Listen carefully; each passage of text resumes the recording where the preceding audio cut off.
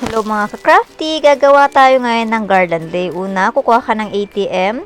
Tapos, pa-portrait, ipapaikot mo yung ribbon ng 8 beses para magkaroon ka ng 8 petals.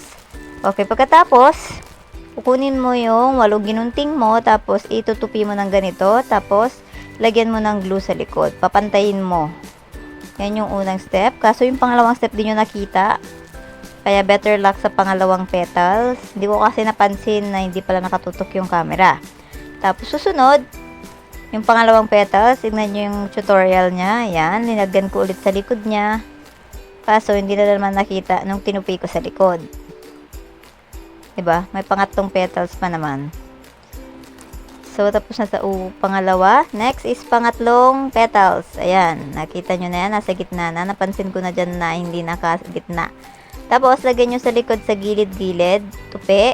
O, tupi. Yan. Pak. Okay na yung ating petals. Gumawa ka ng 8. Tapos, nag-cut na rin ako ng color yellow. Kung kanina pa portrait yung ATM, ngayon naman pa landscape, pahiga. 8 beses din kasi mas maliliit yung cut niya kaysa dun sa petals. Ang gamit kong ribbon dun sa petals ay 4 centimeters. Yan. Cut mo siya ng 8. Tapos, ganun mamaya yung fold. O, mamaya muna yung gold na ribbon. Mag-proceed muna tayo sa circles. Meron tayong vellum. Nasa 180 yung kapal or GSM niya. Tapos, ginagamit ko lang yung packing tape as a pattern sa circle. 3 inches po yung kanyang diameter. Katapos niyan, tatansyahin mo yung 8 petals. Titignan mo kung maganda ba yung pagkakabilog niya. Yan. 8 petals po in total na 4 cm. I-fill mo muna, of course, para makita mo kung maganda siyang tignan.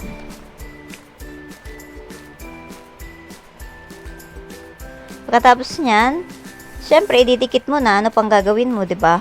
O, yan. Didikit na. Una sa taas, tapos sa baba, tapos sa right corner. And then, paikot mo. Ayan, sa baba.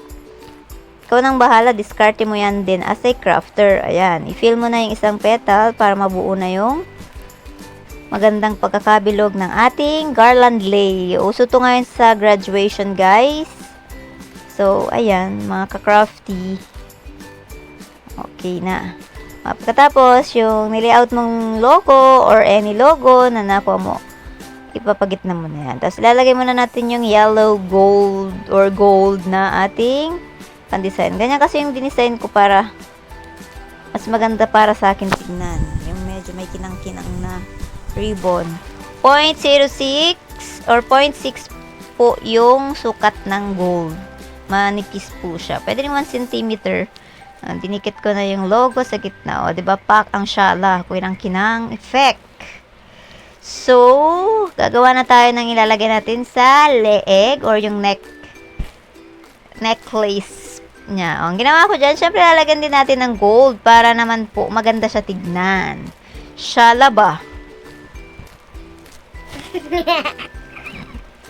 Okay, yan. Sa gitna para maganda-ganda po siyang tignan. Bali po, 35 centimeters po yung kalahati. Times 2, magiging 70 centimeters po siya. So, hanggang dulo po yan. Lalagyan nyo ng gold. Kung ano po yung sukat ni blue, ganun din po yung sukat ni gold. Para mas maganda pong tignan. Tapos, itupin nyo na po, pa-X, para po, pag isasabit, mas maganda na rin pong may allowance ng konti para sure na papasok sa ulo ng paglalagyan. O yan, nakadikit na po. At nag-iwan po ako ng 1.5 inches po dun sa ilalim para mas maganda. Pwede namang ganyan na. Cut mo lang. Pero ako po kasi, kinakat ko siya ng pa-triangle. Tupi mo ng dalawa, tapos, ayan, mag-cut mo ng triangle. Yan, meron na tayong garland lay. Thank you po, Joylyn's Creation!